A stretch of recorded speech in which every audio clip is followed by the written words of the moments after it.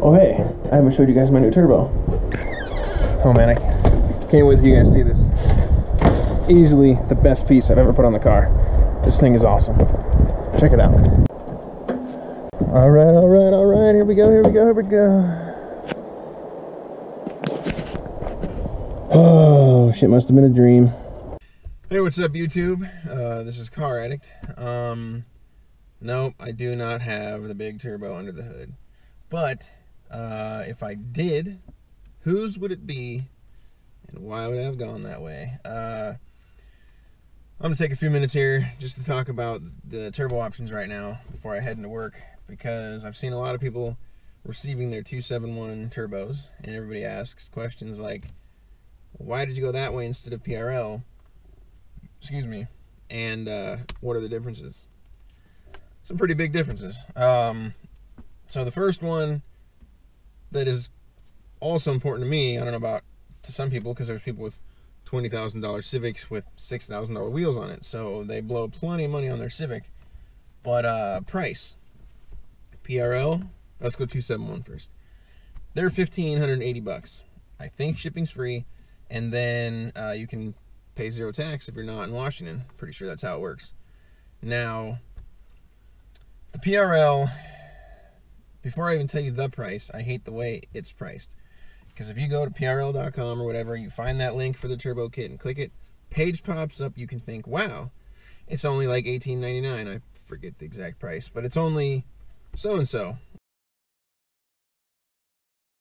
That's not that much worse. And then you're like, for that price, maybe I'll upgrade the turbo and not just get the base one in the kit. Click the drop down button. Damn, that's what it is. You got to pay more for the first turbo. It's not like a kit price and then an upgraded turbo. It's there is no turbo price and then you pay for the turbo.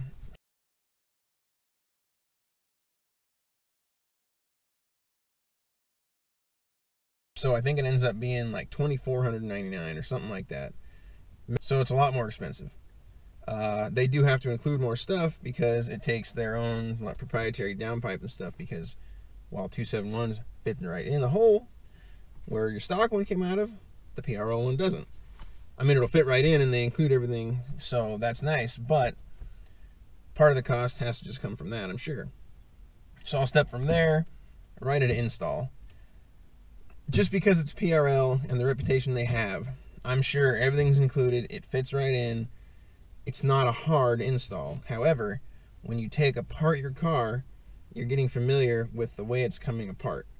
And when you put it back together, you're putting basically the same exact stuff right back on the car.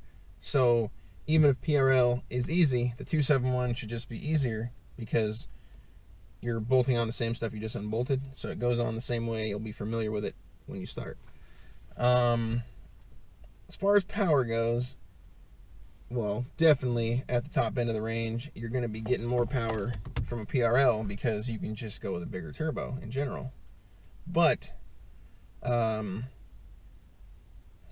going to put this picture up.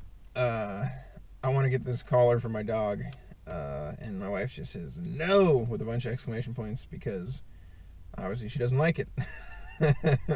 What do you think? It's a pit bull bully American bulldog mix that is only about 7.5 months old.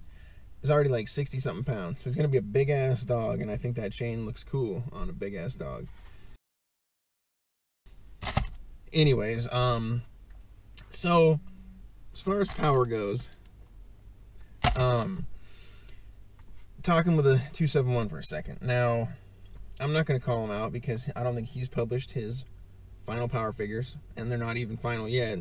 He's always getting tuned, I think. I'm not telling you his best quarter mile times. That's his job. If he wants to share it, he will. I don't want to be the first one to reveal all his numbers. And if you know who it is, all I'd ask is don't comment who it is, because then you're doing the same thing I don't want to do and putting out his info before he does. Anyways, I talked to somebody who has a 271 turbo and has put down over 400 pound-feet of torque to the wheels. This is on a dyno that might read higher than others, but if you go from what he started at to what he made, it's still a shitload of power increase over a stock turbo. And I believe the 271 and the PRL entry level are on par with each other. I believe both of them maxed out with bolt-ons. You'll be in similar power ranges. It's not going to be exact, I'm sure. The curve might not be exact, but you should be fairly close. If I'm way wrong, I'll put a little caption right here that says I'm an idiot, but I believe they're pretty close from the last things I read. I gotta admit, I have not been on the internet day and night lately looking at Civic stuff. I don't have the time, so, which is why this video is happening right before I walk into work. So after all of that, customer service wise, I don't think you can go wrong either way. I've never dealt with PRL. I have nothing PRL. I have nothing 271, but I have met the guy. And so after an event, we're in a parking lot with like 5 Civics. Somebody's got another Civic, no 271 parts, installing a part that's not 271, and the hood's popped, and it's like instantly Vince is there helping him out. There's no cameras around or nothing. It's not still at the event, so there's no fame and fortune in it or anything for him. It's just he's a nice guy, cares about the people in the cars, and he's helping the dude out. So Vince, you're a good dude. Whenever I finally buy a turbo, it'll be the 271 as of now, because there is a company, PureTurbos.com, I think that's the website. They're coming out with one, but the rumor I have based on pricing is that it's going to be more than the 271, and it takes a core exchange. They told me they were near finished quite a while ago, so I'm wondering if 271's price made them rethink what they're doing and they have to change the game plan real quick and come out cheaper, or if they always planned on coming out cheaper and they rumored it a little high so that they could surprise everybody. I really don't know what's happening with that one. It's just been a long time since I heard that it's fairly close and should be done soon. If that one comes out and it's cheaper and a little better, well then obviously I'll probably go that route, but I don't think it's going to be. So I got the price, the install, the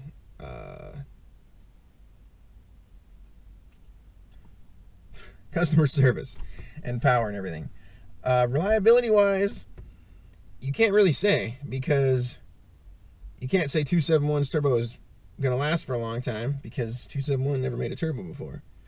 But you can't say it's not going to last a long time because they never made a turbo before. The Garrett, you can say, yeah, that's a good turbo.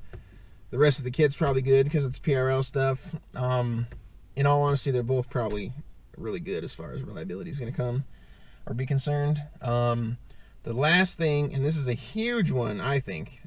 This should pretty much be the top concern for people picking their kits right now. At this moment, the factory turbo is controlled by an electronic motor linked to the wastegate arm. So you can hit boost by gear, you can hit the economy button or the sport button and go between 2 different full boost tables that's boost by RPM even. Whatever else kind of boost control you have with that, you have that. I mean, just like now you have the map switching with the SI on the cruise control button. Well, you're not going to have any boost tables to switch between if you don't have different boost tables, and you can't have different boost tables without that motor. Because if you go with a PRL, oh, which by the way, the 271 direct drop-in, same boost control. PRL uses a traditional blow-off, traditional waste gate, I mean.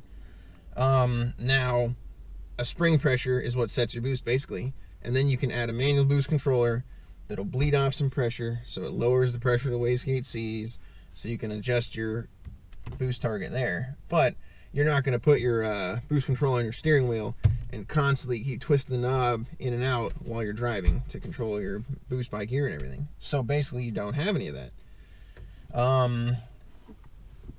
In comes a max solenoid, electronically controlled boost solenoid. They have 3-port and 4-port and whatever, but basically it's kind of the same thing. The computer pulses it at a certain frequency or whatever, or a duty cycle, I mean, to vary the amount of pressure it's bleeding off, there's infinite boost levels, and it's like completely variable while you're driving. So as long as you have a tuning solution that can control that, you get all your fancy shit back. Right now, there is no tuning solution that can control that. But if you think about it, what controls it now? Well, that motor. When you get rid of that motor, you're going to have some wires with some signals from the ECU freed up.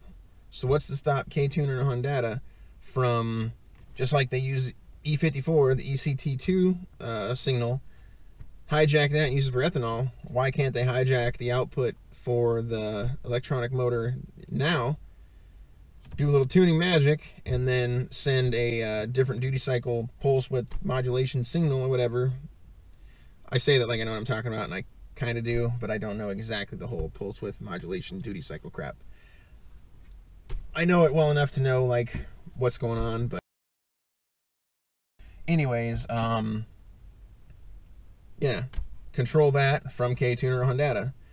I'm 99% sure that's going to come. If there's a turbo kit that's popular that would benefit from that, somebody's going to do it. I don't know who will be first, but I'm guessing both will do it. It would just be dumb not to. Then that adds another level of complexity to the install, because now you got to plumb that thing in and wire it in. It's not that expensive. It's not that big of a deal, but it just adds a little bit to it. And then that'll bring me to my last point, actually, which will be emissions testing. I don't have to do a visual inspection, so I don't really want to claim that I know all it entails. But I assume if you have like a carb certified intake, you can leave it. But I don't think most of them are, so I assume when you go to get your car visually inspected, you put everything back. Intake, like the whole factory airbox and crap, is back in there. So the 271 turbo, I won't guarantee anything, but it should pass. I mean, it's basically a stock housing looking turbo. It's supposed to look like stock. It bolts right in place of stock. Nothing else has to change. So you can put your factory airbox up and run the 271 turbo still. And the turbo itself, I shouldn't think would throw any codes on its own. I mean, maybe if you get real crazy, you can throw an overboost code or something, because the ECU will just know that, and the factory map, this movement of the wastegate shouldn't result in this much boost or something. But I don't think it will. So you should be able to go back to stock, but leave the turbo, pass with flying colors. However, if they open the hood and there's a much different looking turbo, a whole completely different silicone intake setup on the left side of it, it's just not gonna pass. And I lied, one more point. Intakes. If you've seen their kit, I'll put a picture real quick. It comes out of the turbo on the compressor outlet down to the intercooler and everything. On the inlet, there's like the silicone contraption, and the elbow comes across the top, and there's a pipe that goes across the top, and there's an intake. I believe you have to run their intake. Although, again, I am sure people would come up with an adapter that will go from the mass airflow housing and whatever intake you have, or even if the mass airflow housing is in the intake from the end, or it used to go to that black piece. I'm sure somebody will come out with some way to adapt the intake to the turbo if you want to run somebody else's intake.